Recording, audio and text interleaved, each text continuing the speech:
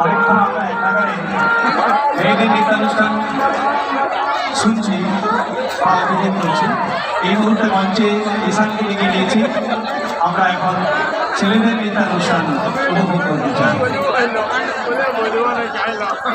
প্যান্ডেলের ভিতরে যে সমস্ত দর্শনার্থীরা রয়েছেন তাদের কাছে বিনম্র অনুরোধ, আপনারা অযথা সেখানে ভিড় করবেন না। যাদের প্রতিমা দর্শন হয়ে গেছে তারা ধীরে সুস্থে বাইরে আসুন, কারণ অন্যদের ভিতরে অতিরিক্ত ভিড় হলে অসুবিধা হতে পারে।